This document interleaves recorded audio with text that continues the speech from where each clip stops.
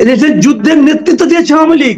আপনি যত কিছুই টাইলে কাহিনী কর না কেন, ঠিক আপনারা কিভাবে নিজেদের পিঠ বাঁচাবেন ওই চিন্তা ধামা চাপা দেওয়ার ফলে কি একটা বার্তা এখানে আসলো কিনা যে মানে বিএনপিও দীর্ঘদিন ধরে নির্বাচনের দাবি করছে, দাবিটা আদায় করতে হলে যমুনা ঘেরাও করতে হবে বা ব্লকেট করতে হবে এবং ব্লকেট করলেই দাবি আদায় হবে। এটা তো একটা উদাহরণ সরকারি সৃষ্টি করে দিল, সরকারি বলে দিল যে এইভাবে তোমরা করো, এইভাবে করা যায়। আজকে দেখলাম ডিএমপি আবার নোটিশ দিয়েছে যমুনার সামনে আবার করা যাবে না। তো এই নোটিশ তো আগেও ছিল, নতুন করে এই নোটিশ দেওয়ার দরকারটা কি এটা তো বুঝলাম না। এই নোটিশ তো আগেও ছিল, নোটিশ তো কখনোই প্রত্যাহার করা হয়নি, এখন আবার নতুন করে আজকে নোটিশ দিল। এগুলো হলো কি জানেন, মিনিমাম সেন্স যাদের আছে, মিনিমাম স্মৃতি শক্তি যাদের আছে, তাদের কাছে এই পুরো বিষয়গুলো হলো এক ধরনের মানে কি বলবো ফানি ড্রামা আর কি, হাস্যকর ঘটনা এটা একটা হচ্ছে। এত নাটকের তো কোনো দরকার ছিল না।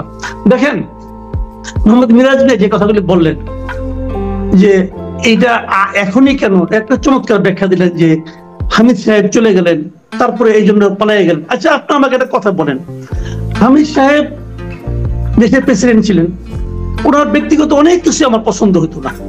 আমি ব্যক্তিগত ভাবে ওনাকে একজন সত্যি কথা বলতে কি মানে অরুচিকর লোক মনে করি পার্সোনালি। উনি বিভিন্ন জায়গায় যে সমস্ত মানে স্ল্যাং জোকস বলতেন, কৌতুক করতেন, ভাই রাষ্ট্রপতি পদটাতে না এত হাস্যকর কাজকর্ম করা ঠিক না। আমি ওনাকে পার্সোনালি পছন্দ করতাম না, এটা হলো আমার অপিনিয়ন। বাট উনি তো আমার রাষ্ট্রপতি ছিলেন, ছিলেন তো যেভাবে হোক ছিলেন তো।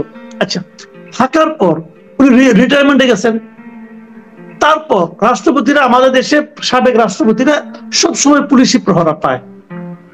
সরকারকে জিজ্ঞাসা করেন তো, উনি যে বুধবার রাতে বেলা গেলেন, বুধবার রাত পর্যন্ত এয়ারপোর্ট পর্যন্ত ওনার সঙ্গে পুলিশি প্রহরা ছিল কিনা?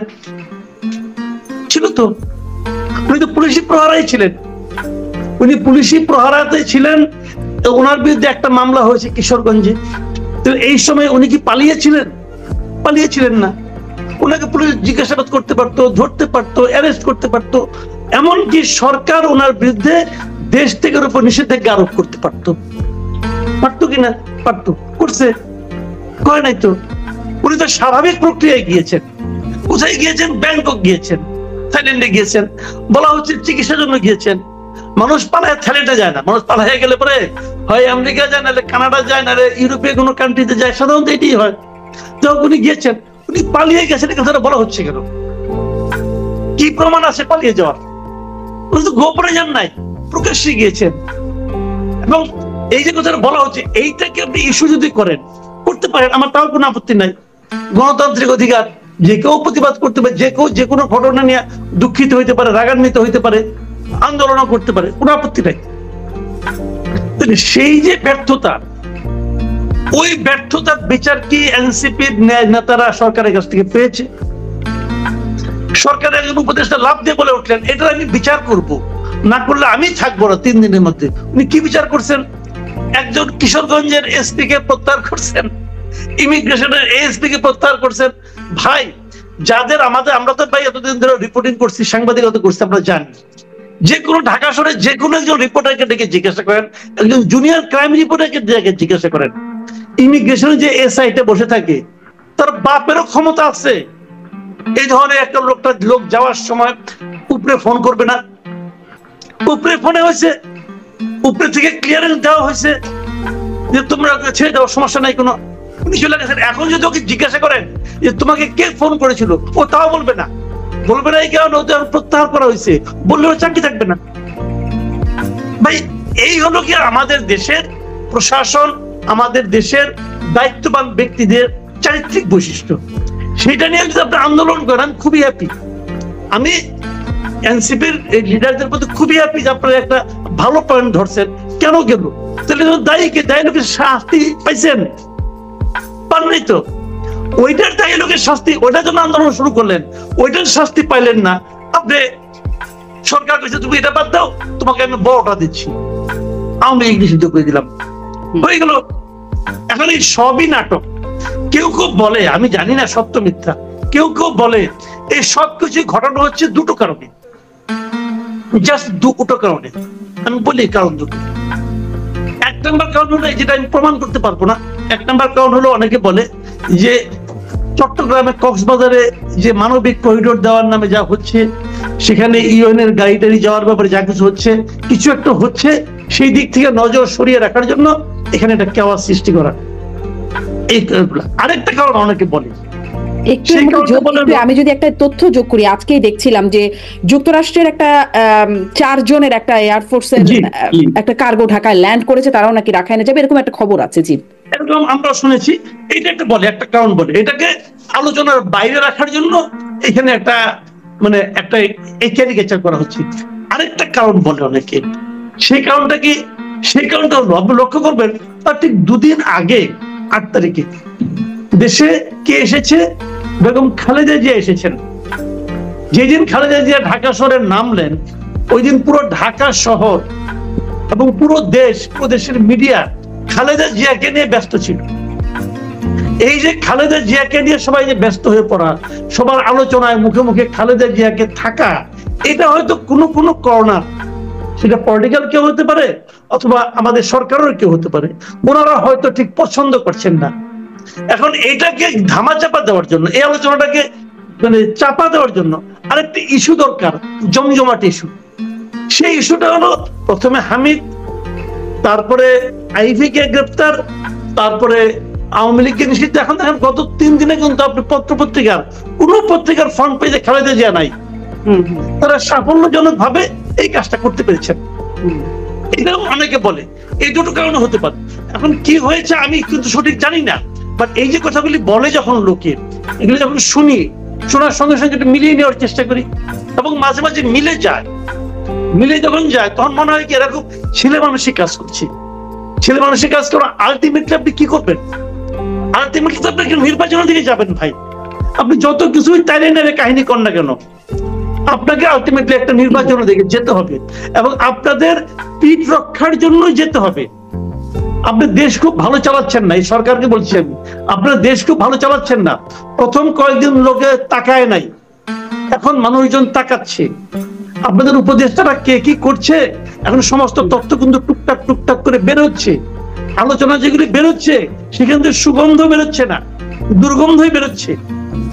সেই আলোচনা থেকে আপনারা কিভাবে নিজেদের পিঠ বাঁচাবেন ওই চিন্তা ধামা চাপা দেওয়ার, বলছিলেন যেটা একটা ধামা চাপা দেওয়ার চেষ্টা, পাতানো খেলা, সেটা থেকে তাহলে সরকার সফল হলো? সরকার সফল হলো কিনা জানি না, সরকার আপাতত মনে করছে তারা সফল হলো। তারা এরকম মনে করবে, এরকম একটা আত্মতৃপ্তি তারা লাভ করবে। আজকে তাদের সবার মোটামুটি ভালো ঘুম হবে, কোনো সন্দেহ নাই। কিন্তু ঘুম তো সময় ভাঙবে না, আবার আগামী দিন আসবে, তারপরে আরেক দিন আসবে, বিভিন্ন জনের সঙ্গে কথা হবে। আমি জানি না ওরা কি জবাব দিবেন যখন ওনাদের প্রশ্ন করা হবে এই কাজটা আপনারা করতে গেলেন কেন। দেখেন সবাই বলে, কিন্তু সবার একটা ই থাকে, নিজেদের মতো করে অজুহাত থাকে। শেখ হাসিনা অনেক কিছু বলতো, অনেক কিছু করতো, বলতো কি জনগণ আমাকে চায়, এবং জনগণ জনকে চায়, উনি সেটা প্রমাণও করে দিত। দেখেন এখানে সরকারি দল যা আছে সব আমাদের, যারা প্রতিদ্বন্দ্বী দল তারাও আমাদের, যারা বিদ্রোহী হিসেবে পাশ করছে তারাও আমাদের। এর চেয়ে অকাট্য প্রমাণ আর কি লাগে? কিন্তু সেই প্রমাণ যে কতটা হাস্যকর, সেই প্রমাণ যে আদৌ দেশের জনগণের সাধারণ মানুষের মনের কথা নয়, সেটা কিন্তু 5ই আগস্ট এদেশের মানুষ বুঝিয়ে দিয়েছে। তো 5ই আগস্ট তো ওই 2008 সালের নির্বাচনের পরের দিনই আসে নাই, কিন্তু আসতে একটু সময় লাগছে, এক এক রকম সময় লাগে। তো আবার সময় আসবে, আবার কেউ না কেউ বুঝবে, কিন্তু আলটিমেট রেজাল্টটা কি হয়? আলটিমেট রেজাল্ট হয় দেশটা পিছিয়ে যায়। দেখেন কতগুলি কথা, আমি মিরাজ ভাই একটা কথা বলি, চট করে বলে দিলেন, কিন্তু আওয়ামী লীগ যতবার এসেছে ততবার আওয়ামী লীগ একটা করে আকাম কুকাম করছে, বললেন ভালো কথা। 96 আসার পর 96 থেকে 2001 এই সময়টাকে আপনি কিভাবে ব্যাখ্যা করবেন? এই সময় তো আওয়ামী লীগই ছিল, জনগণের ভোটে আওয়ামী লীগ আসছে। 2001 জনগণ তারপর বিএনপি কে ভোট দিছে, আওয়ামী লীগ শান্তিপূর্ণভাবে ক্ষমতা হস্তান্তর করছে। এখানে স্বৈরাচারী আচরণ কোনটা, এখানে ফ্যাসিবাদী আচরণ কোনটা? আমি এইটাই বলতে চেয়েছি যে আওয়ামী লীগ নামটাই কে যদি বলে যে এই নামটাই খারাপ, তাহলে তো আওয়ামী লীগ স্বাধীনতা যুদ্ধের সময় তো আওয়ামী লীগ তো স্বাধীনতা যুদ্ধ করছে ভাই, দেশের যুদ্ধের নেতৃত্ব দিয়েছে আওয়ামী লীগ, ভুলে গেলেন? বললাম না আওয়ামী লীগ 72-এ কি বলছে, 72-এ কি করছে এটা বলেন, কিন্তু এই আওয়ামী লীগ ৭১ কিছু করছে ভাই, এই আওয়ামী লীগ ৭০ কিছু করছে, ওইগুলো বিচার করতে হবে। তো এত আমার সুবিধা মতো আমি গ্রহণ করব, আমার সুবিধা মতো উদাহরণগুলি দিব, আর সুবিধার বাইরের গুলি দিব না, এটা কিন্তু বৈষম্য হয়ে যায়। আপনাদের কাছ থেকে আপনারাও মানুষ, আপনাদের ভুল ভ্রান্তি আছে, আপনাদের অনেক সীমাবদ্ধতা আছে, আমাদের অনেক সীমাবদ্ধতা সবারই আছে, কিন্তু আপনাদের কাছ থেকে আমরা অন্তত পক্ষে বৈষম্যমূলক আচরণটা আশা করি না। কারণ আপনারা তো বৈষম্য বিরোধী আন্দোলন করে এসেছেন। এই একটা পয়েন্টে আপনারা খুব সতর্ক থাকবেন, এটা আপনাদের কাছে আমাদের প্রার্থনা। আমি শেষ প্রশ্ন আপনার কাছে একটা, এই যে আওয়ামী লীগকে নিষিদ্ধ করা হলো, এর আসলে পরিণতির কি হতে পারে? আওয়ামী লীগ কি কিছু করার অবস্থায় আছে কিনা? এখানে আমি একটা কথা বলি, গ্রামে না একটা কথা আছে, প্রবাদ আছে, গ্রাম্য প্রবাদ, মরারে মারো কেন, বলে ও তো নড়ে চড়ে না, নড়ে চড়ে না তো মাইরে আরাম পাওয়া যায়। কারণ আওয়ামী লীগের অবস্থা হচ্ছে ওরকম। এখন আপনি বলেন ৫ই আগস্টের পরে দেশে কি ভার্চুয়ালি আওয়ামী লীগ আছে? আমরা তো দেশে থাকি, আওয়ামী লীগের কোনো কমিটি কোনো মিটিং হয়েছে? আওয়ামী লীগ সেন্ট্রাল কমিটি কোনো মিটিং করতে পেরেছে? কোনো জনসভা করতে পেরেছে? কোনো সমাবেশ করতে পেরেছে? চোরাগুপ্তা দুই একটা মিছিল হয়েছে, এছাড়া কি ভার্চুয়ালি আওয়ামী লীগ আছে? নেই তো। যে পার্টি ভার্চুয়ালি নেই, সেই পার্টিকে আপনি নিষিদ্ধ করে বাহাদুরি দেখাইতেই পারেন। এটা একটা বাহাদুরি দেখাইছেন আপনারা, কোনো সমস্যা নাই। কেন করছেন আমি এই পেছনে রাজনীতিটা একটু বলি, তাহলে আপনি সে আলোচনা আমি শেষ করে দিব। তাহলে এর পিছনে পলিটিক্স আছে। পলিটিক্সটা হলো, দেখেন